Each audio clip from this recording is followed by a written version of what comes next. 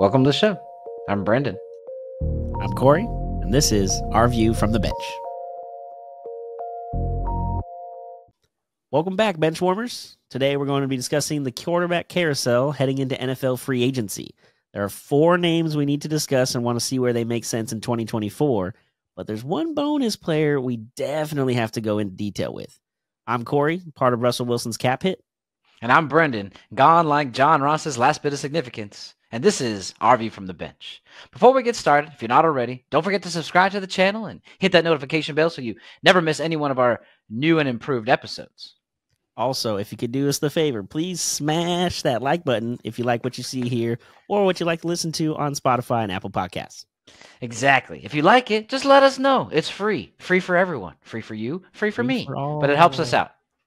It helps us out. Let's dive right in, my friend. Let's do it, man. Let's do it. So we got 4 major quarterbacks that we want to talk about. There's really no particular order that we have them in. It's really nothing. Maybe alphabetical if we look at the last names or something like that. But other than that, it's kind of just like 4 of the biggest names that are on the market right now, which there really isn't a ton. But there are a lot of quarterback needy teams. Now, a handful of those are obviously going to solve them in the draft. But there's a bunch that are kind of out of that draft, area where you're going to be getting a really solid quarterback, or maybe they've even traded away their first round pick. So let's start in the upper northeast of our country, and somebody that I've become a huge fan of, especially since the Netflix documentary. We're going to go with Kirk Cousins first. Kirk Cousins, there's some talk, right? The end of his contract is here, and because especially since he ended the season on an injury, tearing his Achilles this past year, there's a lot of questions kind of heading into this next season, namely, is he going to stay? Corey, what are you thinking? I don't know. If I'm Minnesota, I feel like I'm kind of in a rock and a hard place, right? You're between a rock and a hard place. Like, do you bring back the 30-plus-year-old quarterback who's coming off a torn Achilles? Because, one, it's not easy to come back from that as it is, let alone at his age, I would think. Yeah, only the Mamba. Yeah, true. And that wasn't even very good. That was a rough ending. But the fact also is he did it mid-season. It wasn't like it happened in the first week or two, and he'll be ready for real by the start of the year. So there's still some question is how ready will he be come week 1 or even going into camp. So I feel like if you're Minnesota and you have Justin Jefferson at wide receiver and you have some weapons, is it one of those things where you feel like you can put anybody in there and just continue on, kind of like the Niners, just keep plugging in different quarterbacks and somehow continue to win? But the Vikings don't have a defense like the 49ers do. So that's where I come a little into question. I feel like the continuity part would make more sense for Minnesota to try to keep him there, no? Yeah, and to your point of the injury and the timing of it, although I agree with you, it wasn't necessarily in training camp or in week 1 or 2, it also wasn't in week 17 or 18. So he did have half the season. To your point, he missed half, but he also did have some of the half of the season to try to get back up. Although being 35 does make it a little bit more difficult. I agree with you, though, in kind of capitalizing the Justin Jeffersons and Jordan Addisons, who was, your pick for Rookie of the Year this past year, who honestly really did have a great case, except obviously C.J. Stroud kind of killed it, and Puka Nacua set records. He still did great, though.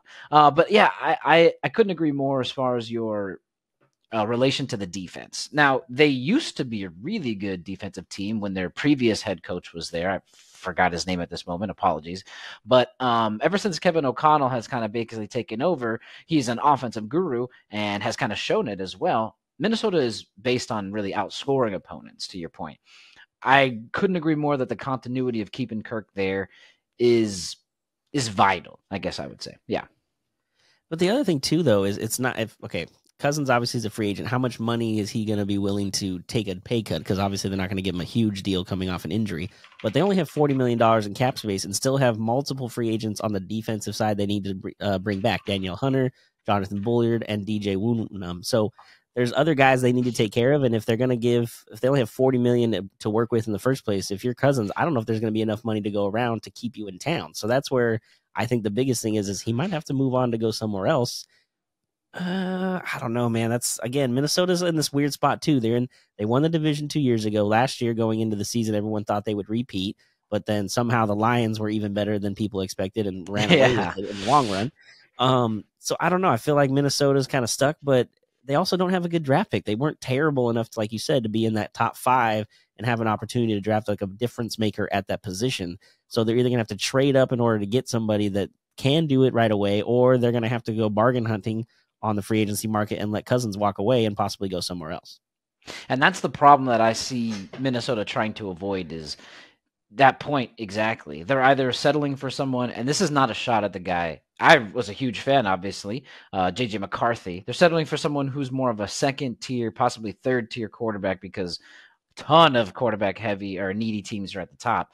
And I just don't think Minnesota wants to take that chance. Not when Kirk isn't. I mean, that's the thing, right? Kirk isn't necessarily known as a mobile quarterback. Now, if this was freaking Justin Fields coming off of a torn Achilles, that'd be something else because that dude's running for his life constantly and is known to really make plays with his feet, or even like a Kyler Murray, right? Or maybe a Jalen Hurts, or Lamar Jackson. Sorry if I keep saying, but he's more of a pocket. Yeah, there is, right? There's more of a pocket passer who, I mean, sometimes doesn't even try to avoid the sack, let alone try to scramble for extra yards. Not necessarily because he is unaware or something, but sometimes it's just best to take whatever you've lost at the moment and then trying to go all Superman mode, and who knows what could happen. So I think it would behoove the Vikings to keep him. I think signing him for maybe a 1 or maybe a 2-year deal with a team option or something on the second one. Last year he made about $20.5 million. It was only a cap hit of 20, but he had 28.5 cap hit going into the season. So that's what he was in his mind. I guess he was expecting. It was near 30, which, I mean, to be honest with you, for, as we note on the screen, a top 7 based on PFF passing grades quarterback, $30 million ain't really that bad. Not when Herbert and Burrow and Allen are making close to 50.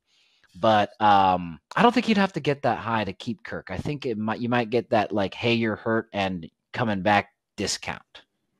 Yeah, and again, I think it's more of the continuity. He's been there before. It's not like he's a free agent going somewhere that he hasn't played there. They don't know how he's going to react. They know how his rehab has gone throughout the process as he's been there with them in the training facility. So again, continuity, having all the weapons, knowing the offense, and to your point, not a mobile quarterback and more of just a pocket passer and having multiple weapons to work with does make it a little easier to try to keep him. So I think that's what Minnesota ultimately should do.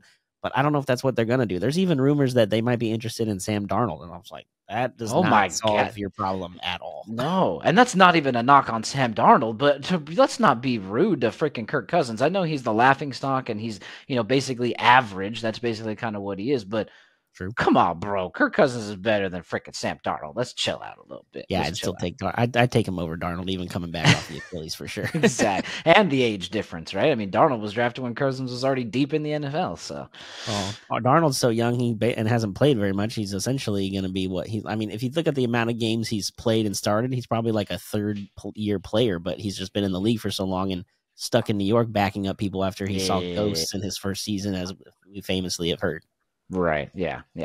To put some context on the ranking that we just mentioned for Kirk, he's ranked 7th, which is based on PFF's passing grade specifically. There's other grades that they grade players on, especially quarterbacks, right? But we're going to pick passing specifically because although Justin Fields adds the element of running and Lamar Jackson adds the element of running, what have historically worked in the NFL is a pocket passer. So based on that, he is just behind Jared Goff, who obviously made it to the NFC title game, and just ahead of Jalen Hurts, who just made it to the Super Bowl last year.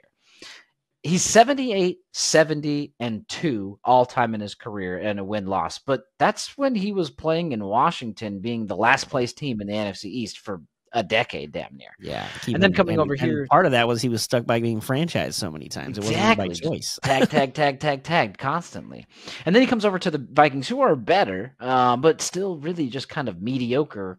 So for him to even have a winning record of all this kind of just shows the type of player he is, in my opinion. And you've seen it on that show. Granted, maybe I'm kind of going into it too much as a little fanboy, but he seems like a good guy. It just seems like he fits there. Yeah, the locker room, all the teammates love him. When he was wearing that chain and they're making fun of his like dad outfit shirts that he wore, like he is who he is. He knows that. He doesn't try to be anything else. The team loves him and rallies around him. I think bringing him back makes the most sense because eventually, again, you don't have any option to just fill the void and think you're going to make it that big of a step forward. I think bringing him back and maybe drafting a quarterback later in the round, in the first or second round even, and having somebody to groom over the next year or two while Cousins kind of starts to wrap up his career. Again, you mentioned he's 35. Not everybody plays over their 40 like Tom Brady. So maybe you bring someone in. Even J.J. McCarthy wouldn't be a bad idea to draft kind of late, bring him in, sit for a year or two behind Cousins, learn the offense, and then when Cousins is ready to go, or at least the Minnesota Vikings are ready to move on, they have somebody in the line to take over.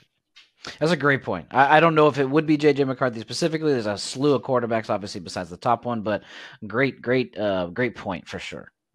I think that'd be great. Go Vikings. I'm calling it now. They're going to re-sign him. He's going to win Comeback Player of the Year. That'd be sweet, bro. Honestly, he would deserve it. I mean, he's right to go from a torn Achilles and come back and lead the team to maybe a playoff berth, right? Yeah, even if it was wild card. Still, because I still think that the Lions, after showing what they showed us last year, they look pretty good. And they're going to they didn't lose anybody and hungry next year for sure. They're going to come out ready to prove the world wrong. Yeah.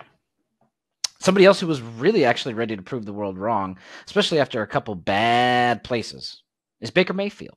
Baker Mayfield, the current / former / possibly current quarterback of the Tampa Bay Buccaneers, was previously with a handful of other teams, obviously notably drafted first overall by the Cleveland Browns. He is up for the he's had a 1-year deal to kind of prove himself, I guess you could say, with Bucks. Yep. So he is, in my opinion, he proved himself enough to get another contract. How big, how long, those things I'm unsure of. In my opinion, he proved himself to get another contract. If you're the Bucks, are you re-signing him? Yeah, I definitely am. I don't see why you wouldn't. What you took a flyer on him last year. It was a low risk, high reward. You went 9-8. You won the division, made the playoffs, even won a playoff game. Now, Philly was a mess by the time you played them, but that doesn't matter. That's not the point. You're looking at it from your angle.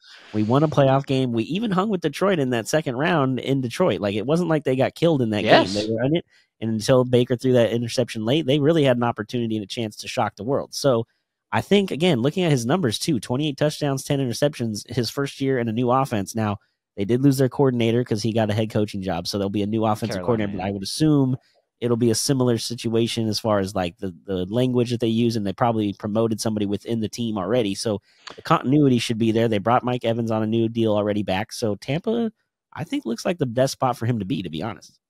Yeah, if I'm remembering correctly, the coordinator they hired, if I'm remembering how, because I think we did a cover on it, or we covered it, I'm sorry, where I believe they run a very similar system. So it's almost like he's not really missing a beat. Which I think could be very beneficial to your point, right? The 28 touchdowns and 10 interceptions. That's a fairly good starting quarterback's TD INT ratio, almost 3, right? And getting Mike Evans back was the biggest one. I know when I was watching that Detroit game for the divisional round, there were some at the beginning. There were some plays where I was like, is that Mike Evans dropping passes? Yeah, is that Mike Evans not getting open? And then he proved himself towards the end again, where he's catching stuff that nobody should be able to catch. He's beating He's the receiver. He's beating backs. He's jumping over him. He's running by him. And it was the same Mike Evans coming back again. I believe he's got, 10 straight seasons with 1,000 receiving yards or something like that. And he's had Jameis Winston as his quarterback. I was just going to say, not with the same quarterback throughout his career either. And, you mentioned earlier when we were talking about Cousins, he was ranked 7th overall in the passing ranking on Pro Football Focus. Baker Mayfield was ranked 18th, which means he's not, he's in the middle of the league if you have 32 teams with quarterbacks starting. This he's is real quick. Middle. This is of 38 quarterbacks, because obviously a handful of teams, better. Like the Browns had X. Yeah, exactly. So go ahead. Sorry. Okay. And if they're running an offensive system that he obviously is comfortable in, and that's what they did last year, again, bring Evans back. I can't remember the rookie running back they had that had a really good year, but he'll be there as well. Thank you.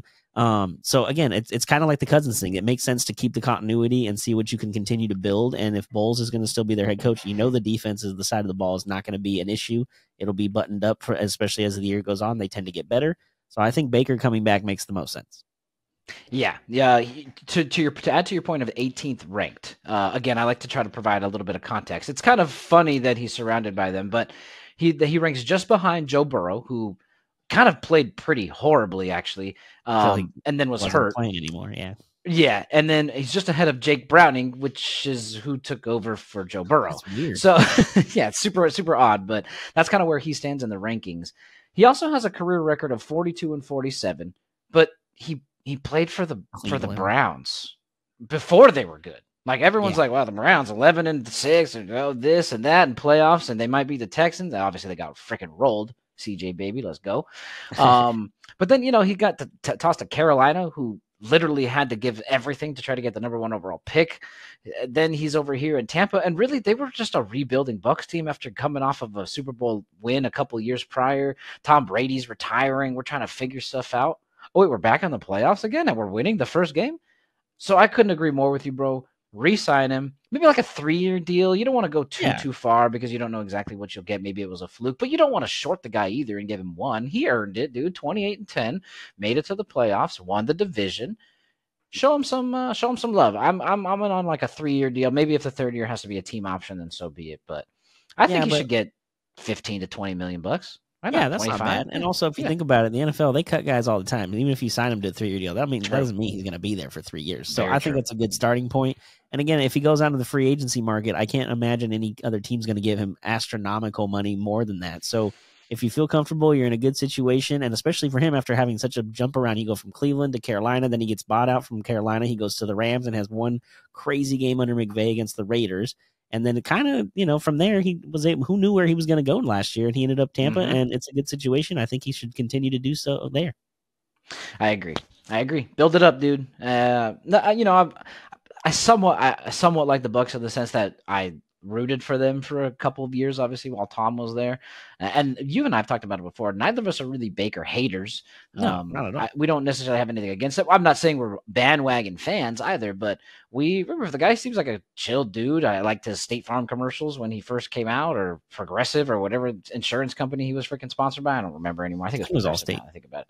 Was it Allstate? I don't freaking know. They all got freaking commercials. So. But yeah, I mean, seems like a chill dude. So I mean, rooting for him. I think he should. And another guy too, like Cousins, like the locker room, if they like him and they're feeling good about themselves, like think about, and I know this is a long time ago when he was at Oklahoma, but my favorite clip of him was when they played Kansas and they go to midfield, he goes to shake hands and they don't shake hands with him, and he starts clapping like, okay, all right, and then he goes out and has one of the best games in his college career. So if he's got a locker room and they're all on the same vibe and they're feeling it and they're feeling him and he's confident, then I feel like they're going to be great next year again. And that NFC South is terrible. So it's kind of for them to lose, really, if you think about it. I couldn't agree more. Yeah, and I like that take because it's more than just what can you do for us on the field. The locker room is very important, which is what we'll talk about in a moment, not necessarily with our next person, but one of the other guys that we've got on our list here. But the locker room is very important, and he does bring that swagger. He is not afraid of the moment. He's also not afraid of, like, remember that Pro Bowl thing where after they lost to the Lions, C.J. Gardner-Johnson did his, like, little dance? But then when they were at the Pro Bowl together, they both like did it together. Like he just is not, he doesn't hold these weird grudges. He's not like a little child about things. Like he's just like, you know what? Shit happens. If I could dance on people, so people could dance back on me. Like it's Steph Curry, right? Like we've talked about with his shimmy and stuff like that. So, so I give him props for that, for being like the better person or the bigger person. And I think the locker room is very important as well. So. And this next one's going to go a little close to my heart because, unfortunately, Ryan Tannehill is not coming back to Tennessee. And not that he's a huge... fortunately. I don't know. In the nicest way. Yeah, I don't know. Well, the whole offensive line is screwed up in Tennessee, but that's a whole nother topic for another day. But when it comes to Tannehill, like he's not going to be a sexy name on the list. Not a lot of people are probably going to talk about him or bring it up. But I think if you look at it, obviously the first name that comes to the mind when they are saying where he should go or what the next team should be on is Pittsburgh. The Steelers brought in Arthur Smith, who just got fired from the Falcons. And if you look back, Arthur Smith was the Titans' offensive coordinator back when Ryan Tannehill and them were really good and had that nice run. And Pittsburgh, I mean, Pickett is not that good. They released Trubisky, who now went back to Buffalo. So they're down to basically Pickett and Mason Rudolph. And I don't know if you feel comfortable going with him either. And if you think Pickett is the future in Pittsburgh, you have to at least give him some kind of competition in camp. You can't just hand him over the job. And I think Tannehill coming in, knowing Arthur Smith's situation and the way he runs an offense, and they have Najee Harris at running back, which is a big part of it. I mean, they had Derrick Henry in Tennessee, which made a huge difference in Tannehill having that play action to go off for the run game. And I think in Pittsburgh, it would be a nice spot for Tannehill to do that with Arthur Smith at the offensive coordinator position. While I agree that Tannehill had his best years at quarterback with Arthur Smith at the helm, I do also think that Ryan Tannehill had his best years at quarterback in the prime of his career. Very good I point. I I don't mean to be negative, because I was actually super rooting for Ryan Tannehill when he left Miami because there was so much like kind of not hype around him. He is not like Caleb Williams. I'm not saying that Yeah. like that much hype, but the Dolphins had taken a chance to draft the guy. We're actually trying to develop. This was a time. Well, I guess it's still a time. I think it's curbing a little bit, but this was a time in the NFL where if you were picked in the first round or one of the top few rounds as a starting quarterback, you were officially starting, and if you were bad, then you were leaving. And Miami was able to try. They gave him a chance. They gave him a chance, and he just never could really get over the hump. So when he went to Tennessee and started being successful, I was rooting for it. So I'm all for it. Okay, but he ranked 27th overall in passing grade per PFF last year. That means there's only 11 quarterbacks worse than him in the entire NFL. And also think Kenny about Pickett, how many games did he play too? Because I know once Will Levis was in there, I think Malik Willis played a game. Like it all fell apart really early for the Titans because even the year before that, Tannehill got hurt and missed, I think, I want to say like 5 or 6 games. So even though he is ranked terrible, I will give you that. He's not that he had the best year, but again, the offensive line sucked. I don't think he played very many games. There was a lot of different factors that came into that. maybe, but the only other thing that I could say, the caveat to that is sometimes with less opportunity comes a higher grade because you have less time to mess up. So he only had this much time and all he did was mess up. That would be the caveat that I could say to that. But you're not wrong. I mean, you pay attention to the Titans a lot more than I do as far as protection and things like that go. Derrick Henry, although, some may see him and he's obviously on his way out of Tennessee, most likely, I don't think he's necessarily done either. So in my opinion, I think he could be a better year option than quarterback Kenny Pickett. But Kenny Pickett actually ranked higher on the passing scale, and he lost his job. Yeah, and it wasn't to injury. Yeah, Pickett was terrible, and he was ranked 4 places higher on the passing grade by PFF. Dang, only 4. That's not that far off, though. That's that far. But you were talking about how bad he was, and statistically, Tannehill was worse. I just think it's more of if it's going to be anything, it's a 1-year deal. It's a stopgap to try to see if they can maybe get somebody else, because this is definitely a very, very short-term solution. If I'm Pittsburgh, I'm trading. No, I'm not trading. I'm going after the other person we're going to talk about in a moment. That's what I would do if I was Pittsburgh. Get somebody who may not be as familiar, right, with your offensive coordinator, but if you're looking for somebody who's trying to create something new and rebuild something and get that 1-year deal to do something, I would go with the next guy. My opinion is Ryan Tannehill is done starting football games in the NFL. Yeah, well, and I don't even necessarily mean Tannehill to go in there and start, just more to take him in and compete with Pickett and make him learn and grow more within the offense, since he's a veteran of the scheme they're going to run. But also, like, if you think about it, the Steelers last year made the playoffs with 3 different quarterbacks starting and Mason Rudolph being your guy at the end. I think Tannehill's a slightly better game manager when he's got a good defense, especially like Titans defense the last couple of years has not been even average at best most days, and that was supposed to be their specialty with Vrabel as the head coach. So if you have Tannehill there and they have a great defense in Pittsburgh and Tomlin always gets 500 or better, I feel like Tannehill couldn't do. I mean, if they run a lot of schemes like San Francisco where you're throwing it early to Pickens off the snap and you're not running deep balls down the field, then I think Tannehill actually would fit really well there. But again, you're right. It's a 1-year deal at best because Tannehill is prove it or you're done at this point. Okay, I'll give you the bring him into camp thing. It'd be good for Kenny Pickett to not only learn from somebody who was a pro and did well, but also who could really give him a run for his money at the starting position. Yeah. You're not wrong, too, when you kind of expand on the entirety and breadth of what the Steelers team is. They did make it with a bunch of people and quarterbacks who, a lot of people give Mason Rudolph his due because I think he held in pretty well, according to, what he was asked to do. And I do think Tannehill could do a little bit better job. They have weapons. They've got 2 running backs in Najee Harris and I forgot the other guy's name, Jalen Waddle. They got 2 receivers in Pickens and Deontay Johnson, and I'm pretty sure they have a tight end. Oh, Freiermuth. That is, and they almost always have a decent line. They may not have. And if you think about it, Tannehill with a play action, the tight end is going to be a huge part of that offense. So that would be a nice thing to have there for him as well. I can see that. Pass blocking last year, the Steelers graded Second to last, unfortunately. Oh, well, that doesn't help my case. No. Yeah, second to last, only behind the Giants, or in front of, I'm sorry, only in front of the Giants and just behind the Jets as far as pass blocking last year. But there's a lot that can be made of it. You have a lot of money that you're not paying Derrick Henry, that you're not paying Tannehill, that you're not going to be giving to one of my DeAndre Hopkins, Kevin Byard, obviously, or you've gotten rid of a bunch of talent as far as that requires a lot of money. So you could possibly rebuild. I know we were talking about. Oh wait, why am I talking about the Titans? I don't know. You went on a spiel there, but I was not mad about it. I know. Yeah, because I got onto the Ryan Tannehill stuff, and I was like, yeah, the Titans. And we were talking about real quick, since we're talking about the Titans, they're picking high, and a lot of their people are slated to. A lot of mock drafts have them picking highly graded offensive linemen, right? So that is the plan. Hopefully that works out for you. But back to Pittsburgh, since I was completely off target there. They ranked 31st out of 32 teams in pass blocking last year. So hopefully they can, maybe get a little bit better. But they're a huge run blocking team. They ranked 11th, so they are a run first team, which could set up the play action. To your point, exactly. I just think he's just a little too old. That's just my opinion. And again, he's coming off injury similar to Kirk Cousins, but at least Kirk Cousins was like doing work. I don't know. That's why we're here and we're not in the front offices. Exactly. Although it'd be really fun if we had, some of you have all the info. We're just guessing. You know what I mean? Right. That's a good point too. The person that I think would actually fit best here, who is a free agent, is the next person that we're going to talk about. And that's Russell Wilson. Oh, my God. He's used to the cold weather, especially being in Seattle. They played outdoors. It's not as cold as Pittsburgh. Okay, I get that. Yeah, played in Denver, he also played in Denver, right? Also outdoors. And he played last year until he didn't because he got hurt, right? Oh, no, he didn't get hurt. It's because he just didn't want. They didn't get along him to get hurt. That's what it was. Oh, that's right. Yeah, we're gonna protect you, but also we have a chance at a wild card spot. But we're more worried about next year for sure. It's something else.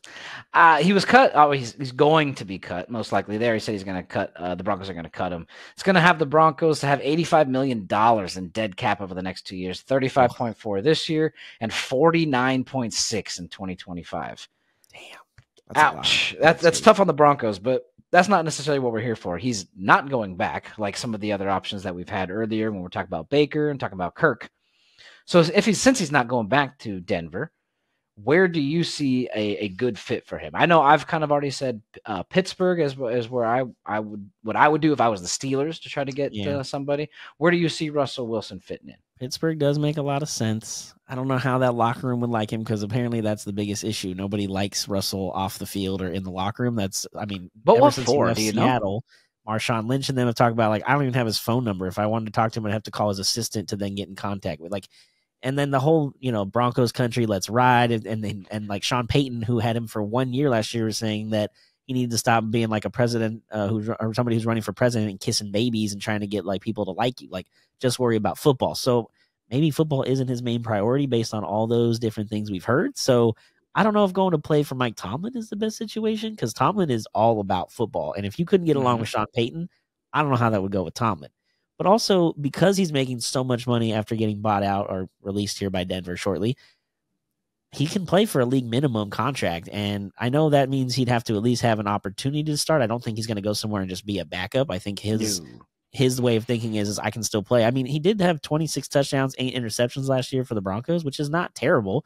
He was ranked, let's see here, what do I have? 21st on PFF and his ranking for the passing, like we talked about, which, again, is in the middle of the pack, essentially, because there was 38 quarterbacks, you said. Mm-hmm. But also, he's more of a game manager, and that's what he was so good at in Seattle in the first place. I think he's gotten away from that, trying to be I'm Mr. Awesome Quarterback, when it's man, if you go somewhere where they have a good defense and you can just manage the game within, I think you'd be good. Now, from that point... Ride the D. Now, from that perspective, your Pittsburgh pick makes a lot of sense. I just don't know if they want to deal with him as far as his personality. I really don't know where Russell Wilson ends up. It'll be interesting to see.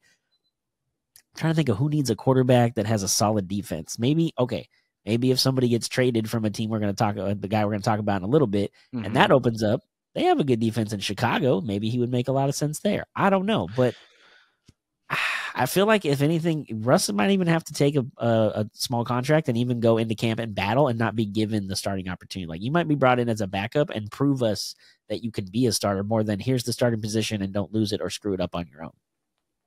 I guess I don't know. Like, so people he doesn't want to be. He's not friends with every single. I just don't know. I haven't heard How you of just like. talked about how important it is for locker room, right? We just talked No, about I Cousins is understand. I that big understand. guy. What I'm saying is I haven't heard like what.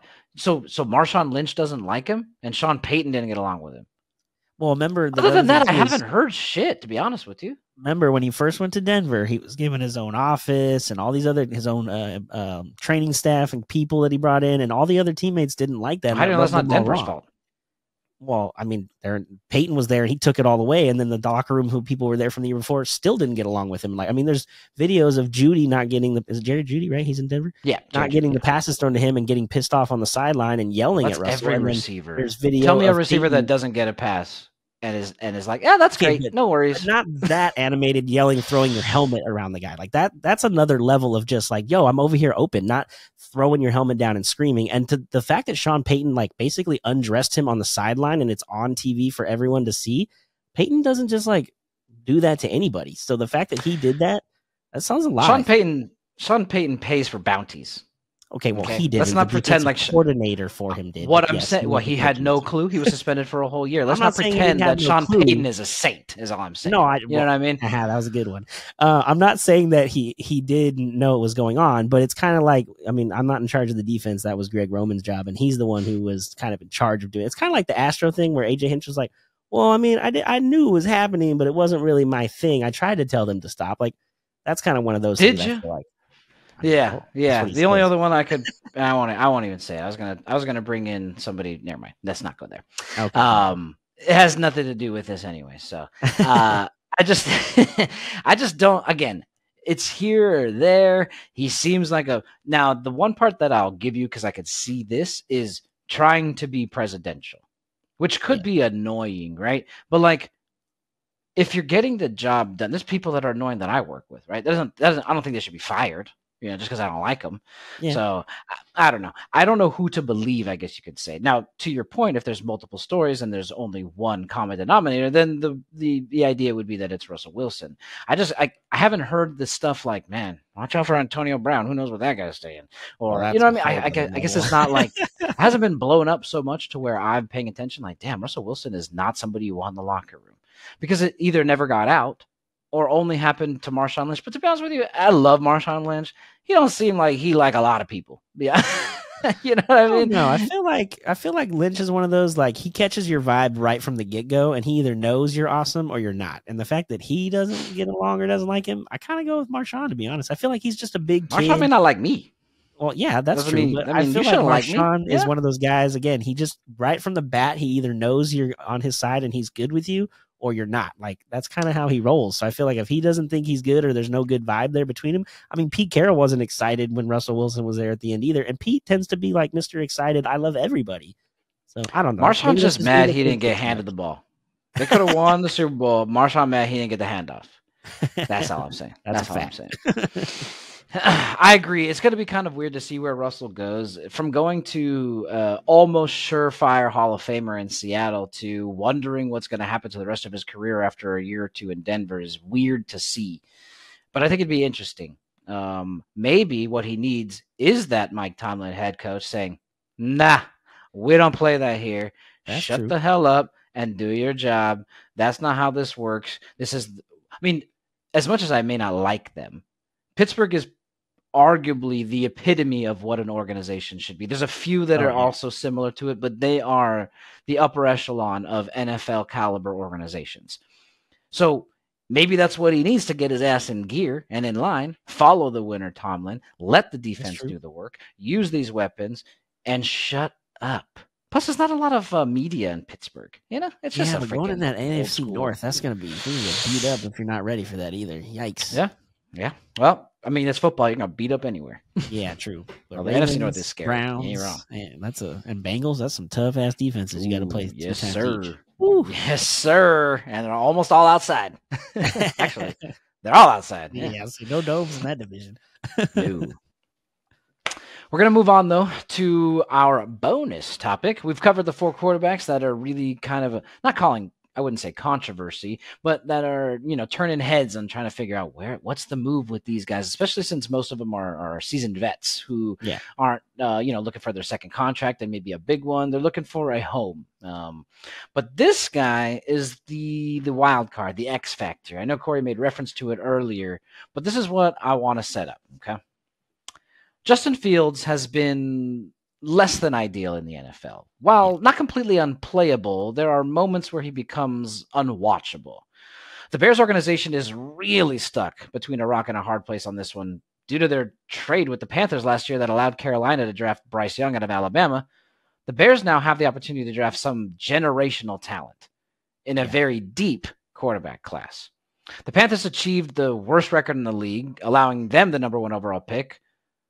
A pick Chicago is ready, if willing, to capitalize on a once-in-a-lifetime player pool.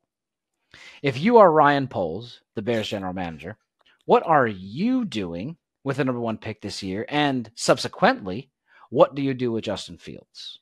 See, it's funny you say that, too, because if they hadn't made this trade last year with Carolina and they had their own pick at number 9, then Justin Fields would be the future. They'd be drafting something weapon-wise for him or whatever. There'd be no question about bringing him back. But because they got this trade with Carolina, they end up with the number 1 pick. And again, you mentioned Caleb Williams right at the top, maybe Jaden Daniels. There's also, Drake May, I feel like, has been climbing boards lately, which I don't know. Yep. I don't feel quite as good about that one as I do the other two. But again, if you're Chicago, you've already given Fields 3 years. Now, they haven't been great years. He's had flashes of like, okay, maybe, and they've changed coordinators, I think, at least twice in that time, which is never good for a young quarterback to consistently having to change the offense and the language and what they're trying to do. It's hard enough to convert from the college level to the NFL game as it is. Yep.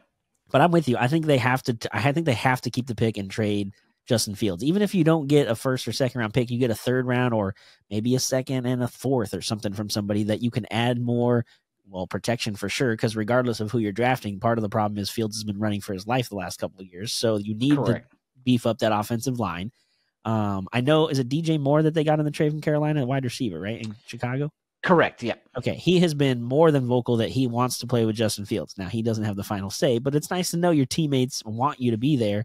But if I'm them, I'm trading Fields, and if I'm trading him anywhere, I'm trading him to Atlanta. I think that'd be the perfect spot for Fields to go to with all those young weapons that they have, and a new young coach, Raheem Morris, who's had an opportunity to coach before and has learned, and then he's been with Sean McVay the last couple of years. It seems like everybody who coaches under him and leaves tends to do pretty good when they leave, so maybe having a young quarterback and young weapons would be good for him.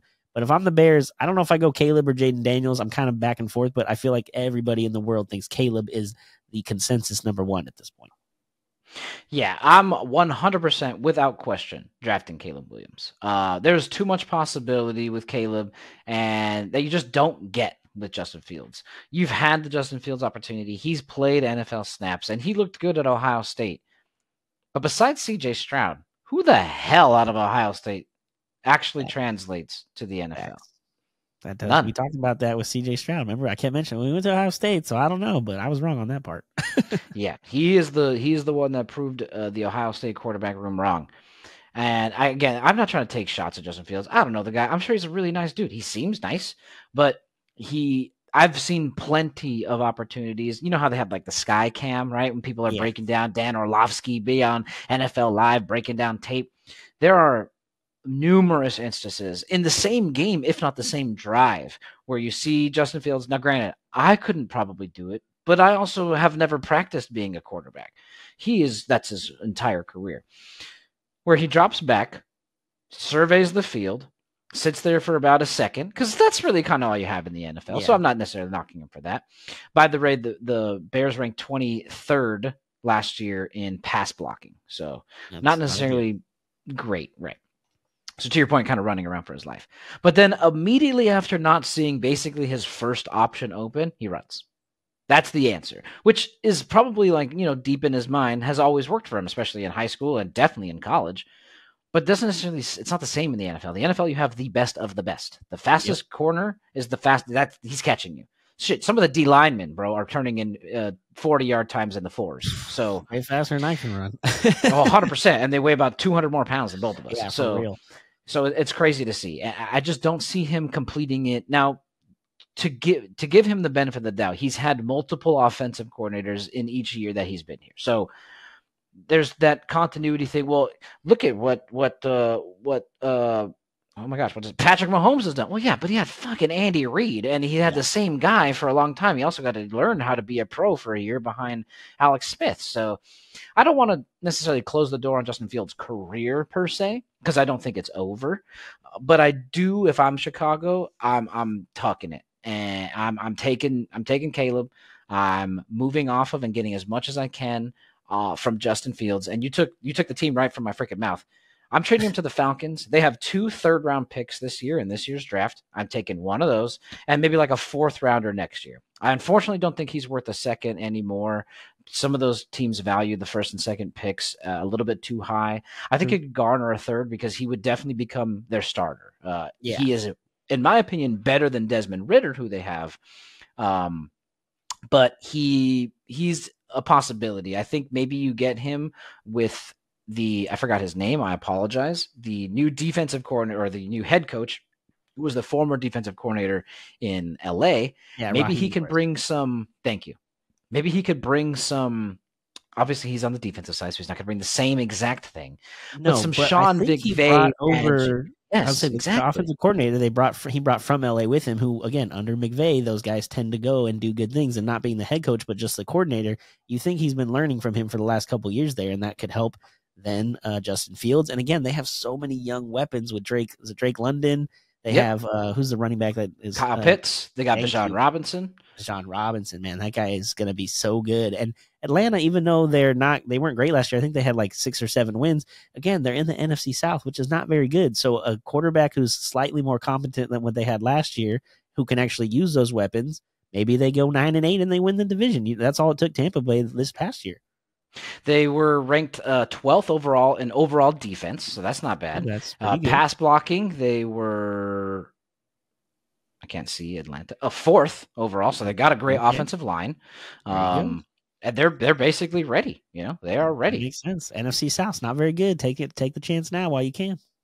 That's what I'm thinking. And they can only really improve especially if you have a dual threat quarterback like Justin Fields, because that's the one thing that teams were sitting on for Desmond Ridder is he can't run or throw.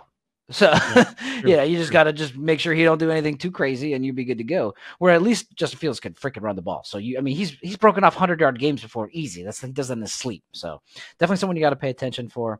I'm thinking if I'm Atlanta, I'm making a play for that. I have 2 third-round picks, one from Jacksonville. Take whichever one. They're like 3 spots apart in the 3rd round this year. Who the hell cares? Take whichever one you want.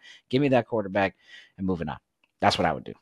Sounds like a good plan. Yeah, we definitely read each other's minds on the Atlanta part. I feel you. That's another quarterback needy team that doesn't have a high draft pick, or if they do, should use it on other things. Hey, a team that has a good defense and needs a quarterback. Maybe that Russell Wilson would make sense in Atlanta then. I don't know. Yeah. I don't know how he might try to take over a first-year head coach kind of thing. That's true. Yeah, maybe like we were talking about. That's right. What's his face in Denver the first year, the guy who got fired. True. Yeah. Matt LaFleur? No. Matt LaFleur? No. The guy who is now the coordinator in New York for the Jets. Yeah, it's Aaron Rodgers' homie. I forgot his name. He was the offensive coordinator under LaFleur. That's what. Correct. So, but yeah. Well, I hope you guys enjoyed that one. We got plenty of other stuff coming up for you guys. I know that we were getting into the NCAA basketball March Madness coming up. Baseball season's just around the corner. We have a couple of division not a couple. We have all the division breakdowns that we're going to kind of do some episodes on coming up for you. So I'm excited, man. You liking this new format so far? Heck yeah, absolutely. And make sure if you like these episodes and the way we're doing it now on our new format, please check out our previous episodes. And please, again, hit the subscribe button so you can get notifications for our upcoming ones. And like it if you like it. That's all we ask. If you like it, like it. If you don't, we understand. But if you like it, smash the like button. Appreciate everybody stopping by. Thank you as always for seeing things from our view from the bench. I'm Brendan. And I'm Corey. Like we always say, enjoy the sports until we talk again. Peace.